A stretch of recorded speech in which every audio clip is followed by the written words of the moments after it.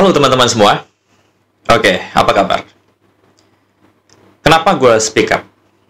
Ya, mungkin teman-teman tahu yang 3-4 tahun lalu udah tahu gue udah pernah bikin konten trading ya di YouTube. Dan gue speak up karena gue ada di industri ini. Walaupun beberapa tahun ini ya gue ada di industri lain sebenarnya, kayak real estate ya. By the way, gue pengusaha kontraktor. Gue ada lebih dulu ya di industri forex ini sebelum gue masuk ke industri lain. Dan basic gue sekarang udah ke pengusaha dan investor. Oke, ini menarik ya. Menarik. Sebenarnya sebelum gue ngomong lebih jauh, sebenarnya ada positifnya teman-teman ya. Ya, apa yang terjadi ya, diskusi di sosial media oleh Bro Papip, kemudian ada Traders Family, Pak Tito. Ini sebenarnya adalah momentum ya. Adalah sebuah momentum untuk kita gaung-gaungkan ya edukasi forex ini. Dan gue sangat minta dengan sangat hormat kepada teman-teman yang bertikai, mari kita sama-sama untuk bisa ya membuat industri forex ini menjadi sebuah ajang edukasi yang benar-benar dipahami oleh pemain gitu ya. Pemainnya siapa? Ya klien-klien gitu ya, trader-trader pemula gitu. Karena ini hal-hal seperti ini nggak akan menyentuh mereka yang sudah profesional. Ini buat mereka ya drama gitu ya. Ya, di sini ada 3 ya yang gue mau sampaikan ya, yaitu sebagai klien. Ada klien ya, kemudian broker dan IB atau agen gitu. Klien ini merupakan salah satu tolak ukur ya, mau industri apapun ya. Kalau klien ini tidak ada, industri ini nggak akan jalan ya. Ada pelaku industri, ada klien ya di situ. Oke, klien, kemudian broker, baru IB ya. Kalau IB ya sebutannya kayak marketing udah ya. Marketing. Kalau di TikTok itu ya affiliate gitu. Ini sama affiliate, cuman di broker kan sebutannya IB gitu. IB salah enggak?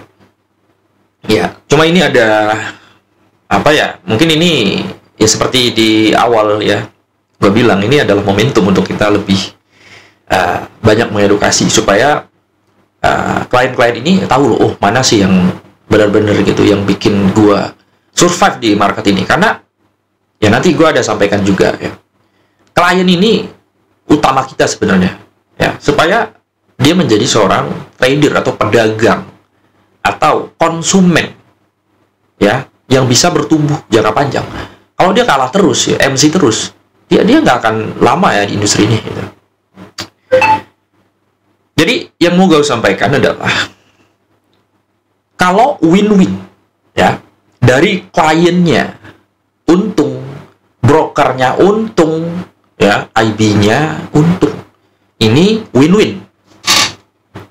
Win-win artinya tidak ada yang dirugikan ya. Si klien ya, dia mendapatkan fasilitas ya, gak ada masalah ya, gak pernah dicurangin kayak gitu-gitu, depo dia lancar, aman ya kan. Itu udah bagus sebenarnya. Dari sisi broker, dia juga akan untung ya, karena dia mendapatkan klien yang jangka panjang ya kan. Kemudian IB juga sama, IB juga akan dapat komisi ya, itu komisinya dipotong dari broker ya. Broker dapatnya sekian, yang dikasih berapa persen gitu ya ke IB, yaitu sebagai ya marketing ya. Gue juga sama, gue ada kontraktor ya, marketing ada fee-nya gitu, sama ya gitu. Oke. Lalu apa sih intinya? Tadi gue udah singgung ya, win-win ya, win-win. Gimana sih caranya? Ya kalau gini, kalau memang kita peduli dengan industri ini ya, coba dong bikin portofolio. Ya, portofolio yang terbuka aja gitu. Yang nggak ada hidden gitu ya. Kita tahu MQL5 ya. Atau MyFX Book atau yang lain-lain lah, bebas, yang penting bisa diakses, ya bisa diaudit lah, diakses semua orang di dunia ya secara terbuka. Nanti di sana bisa dilihat ya drawdown-nya berapa ya, loss-nya berapa, width-nya berapa, semuanya ada. Nah, itu portofolio terbuka ya. Di sini ya mau apapun ya, mau yang FM, mau yang MM, ya silakan bikin portofolio terbuka yang bisa memperlihatkan bahwa oh ini loh strategi. Ya, ingat ya, win-win. Kalau tidak win-win, ya, kalau tidak win-win, ini catat, kalau tidak win-win, itu bukan strategi.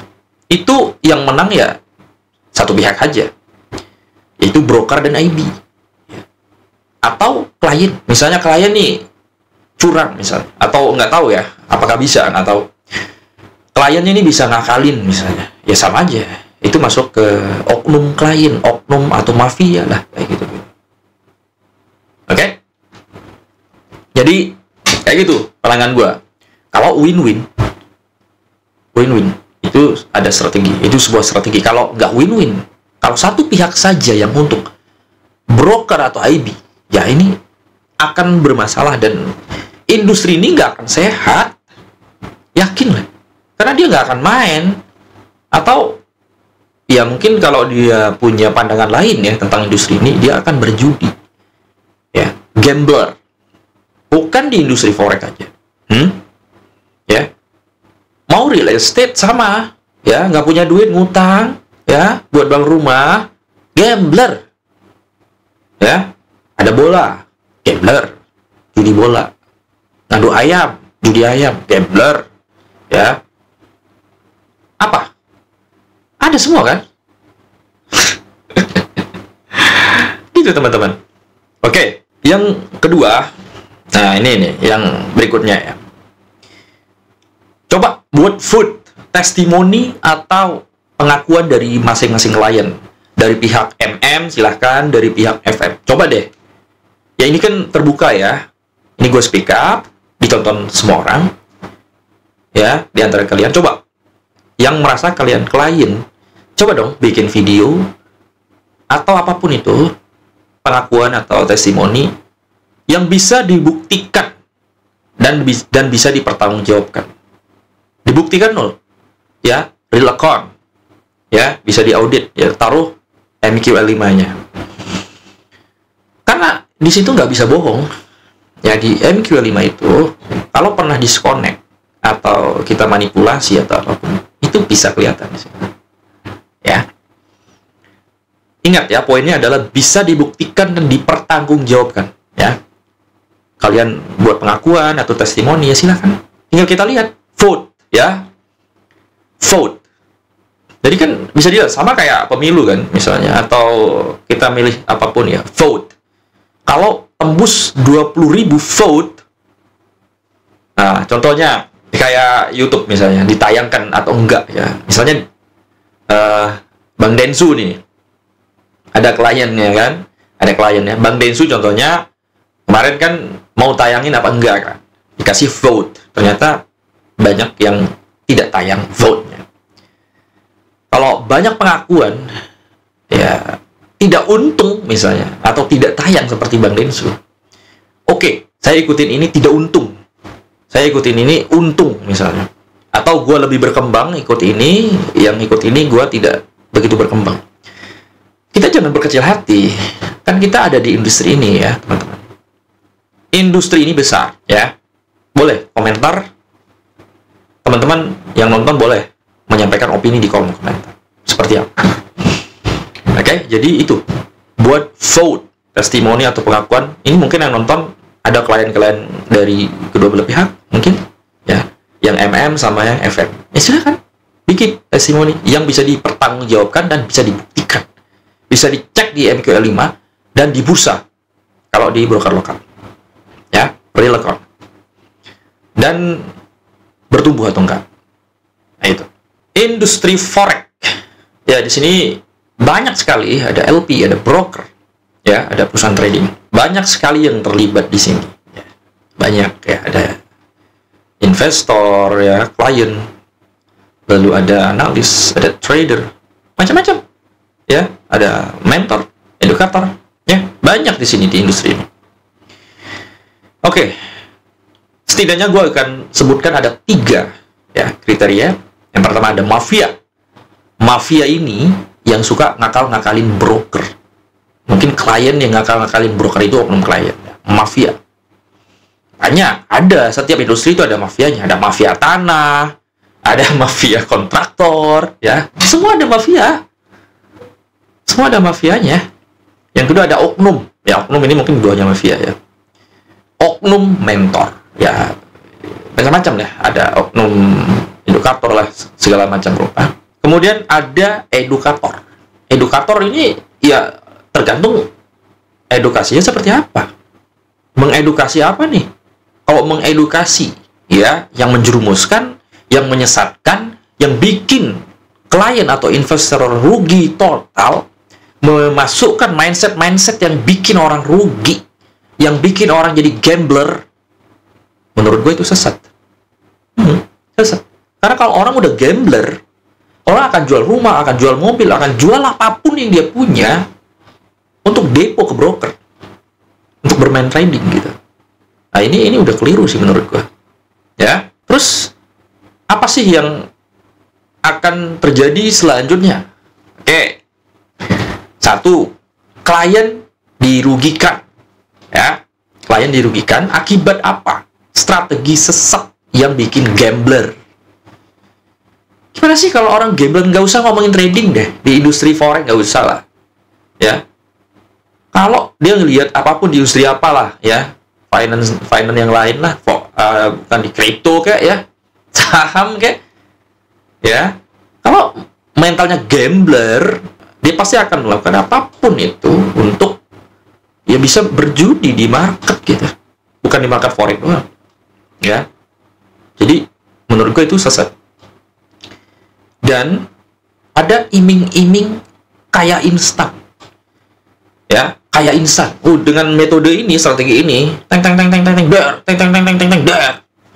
Oh, ternyata seperti itu ya trading. Iya. Terus dia lihat, oh kaya ya. Kelihatan kaya itu. Ini mungkin yang pemula yang melihat dia ya. Cuman kalau yang beneran real kaya gitu. Oh, cuma sales gitu. Ya kan? Oke, itu iming-iming cuan instan. Ini berbahaya. Dan siapa korbannya? Klien, investor, pemain yang paling bawah pastinya. Ya, ada IB, ya dia kan sales broker, ya. Mau profit, mau enggak kan? Profit atau loss, broker tetap dapat kan? Dapat komisi, dapat spread karena menggunakan platform. Setuju? Nah, ya itu korbannya adalah klien. Di sini jelas sudah tidak win-win. Benar ya, sudah tidak win-win. Kalau sudah tidak win-win, ini ada masalah nih di industri. Dan ini pasti akan terjadi terus-menerus, mungkin nggak akan ada hentinya ya. Pasti akan ada oknum lagi, oknum mentor, oknum edukator lah, macam-macam itu pasti akan ada. Sampai sekarang oknum tanah masih ada kan? Oknum kontraktor, oknum apapun itu. Ya, mau kripto, industri apapun, industri saham, ada oknumnya. Tetapi, ya, kenapa kita harus diam gitu? Yang mau menjaga industri ini dengan baik, ya mungkin dari sisi oknum, gue udah bener nih caranya nih. Ya, udah bener nih. Cuman kalau, gini, kalau kita, ya, udah tidak peduli sama klien atau investor, atau pemainnya, kita nggak peduli, bodoh amat dia mau profit kayak mau untung kayak, yang penting gua sebagai broker, sebagai IB untung. Nah ini kita udah nggak peduli sih sebenarnya. Dia udah nggak peduli sama industri ini. Serius, lu peduli apa coba? Tapi kalau win-win misalnya, oke, klien gua harus untung nih. Oke, gua untung, klien untung, broker happy. Itu kan jangka panjang, ya kan? Long term, jangka panjang. Terserah, gue nggak peduli ya, kalian mau full margin kayak mau money management misalnya. Buktikan aja, seperti di awal gue bilang, dibuktikan ya secara publik, bisa dipertanggungjawabkan. Ya vote, testimoni, jelas, yang bisa dipertanggungjawabkan juga. Itu ya. Kemudian yang kedua, yang menjadi sasarannya adalah broker dan IB. Nah, kita sebut ini ada yang black dan ada yang white. Ya, sebetulnya hitam sama putih ya. Yang black ini yang mafia atau yang oknum. Ya.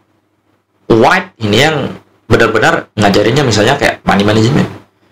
Ini akan kena getahnya loh.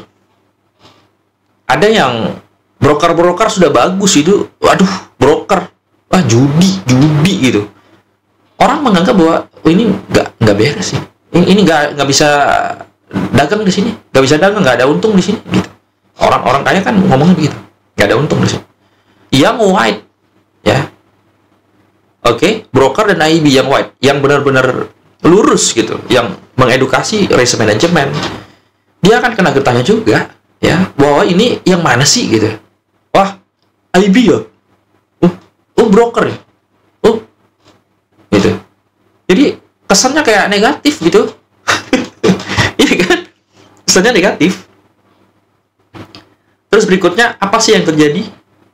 Industri ini akan jadi toksik, ya. Bukan menjadi edukasi finansial, tapi menjadi drama. Ya, ada drama, kirim buzzer. Lalu pengakuan buzzer, ada juga pengakuan buzzer. Kita bikin aja narasi gini, perang narasi, coy.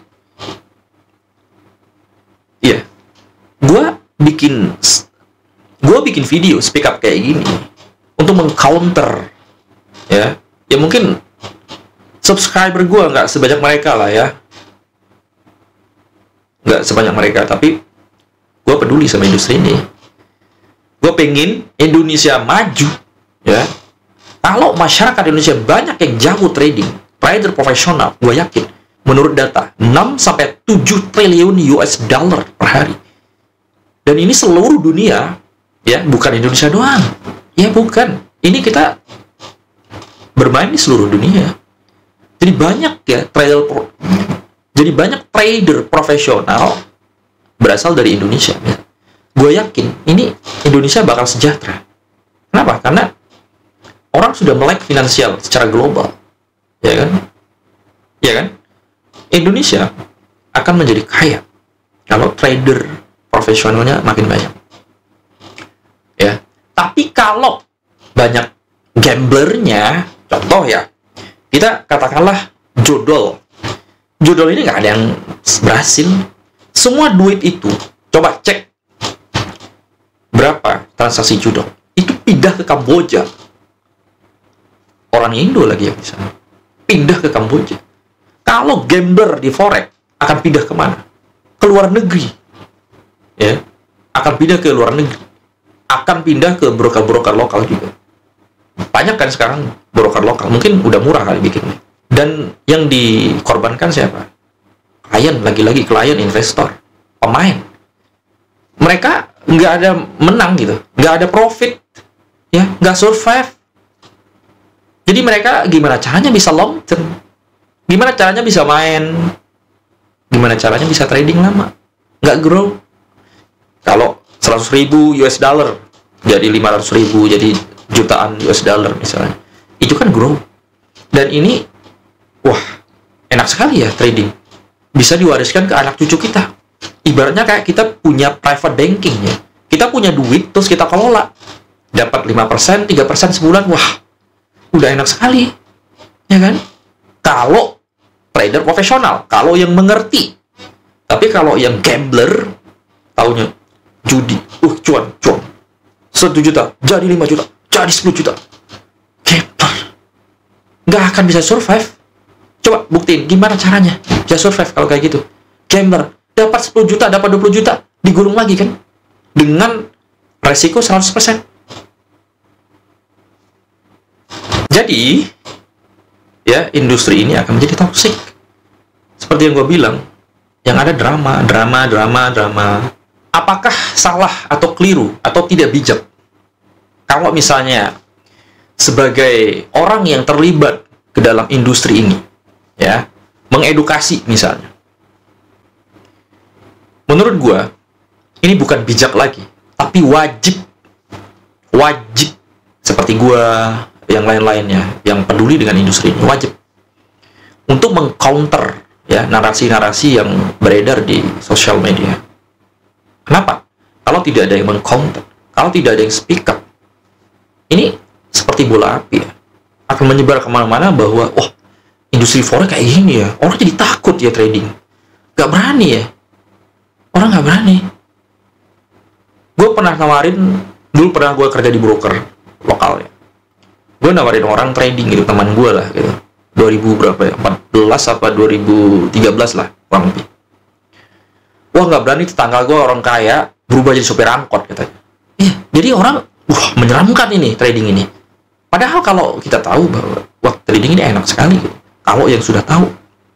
Jadi ya misalnya ada perang opini ya, pihak MM, pihak FM gitu ya, nggak masalah, silakan aja.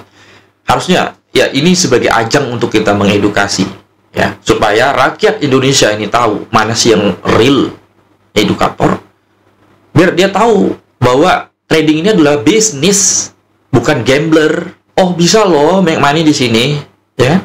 Untuk membalas atau mengcounter adalah jangan main kotor. Misalnya ada kirim buzzer lah, inilah itulah, nggak usah ya, nggak usah kayak gitu-gitu. Cukup balas dengan fakta, data, dan logika, bukti. Itu sudah cukup. Dan perlu ada transparansi, nggak ada hidden lagi. Transparansi berupa ya portofolio, kemudian perjalanan ya, grow akun dan sebagainya, konsistensi ya, konsistensi. Kalau nggak konsistensi ya hilang lah ya kan. Kita ngomong apa ya, misalnya kita trading pakai strategi ini gitu, yang kita ajarkan tidak sesuai dengan yang dipahami misalnya oleh klien-klien misalnya, iya dia bilangnya strategi itu, tapi ya itu nggak konsistensi. Dalam profit juga harus konsistensi profit. Hedge fund ya, itu konsistensi profit. Dia nggak profit gede dalam semalam lalu mereka besok hilang gitu. Margin call enggak, konsistensi. Makanya dia bisa disebut dengan hedge fund. Dia punya money management, risk management yang sangat ketat sekali. Lalu kita yang punya 1 juta 2 juta nggak pakai begitu, nggak pakai full margin, dan kita datang ke trading pada saat kita miskin, kita pada saat kita masih belum punya income tetap gitu, belum layak, dana darurat nggak punya, tabungan nggak ada, income tetap nggak ada, ngapain trading ya kalau cuma 1 juta 2 juta gitu. Gue nggak setuju orang datang ke trading kalau masih main cuma 1 juta 2 juta. Ngapain gitu? Mending fokus bisnis, kerja gitu di rumah gitu.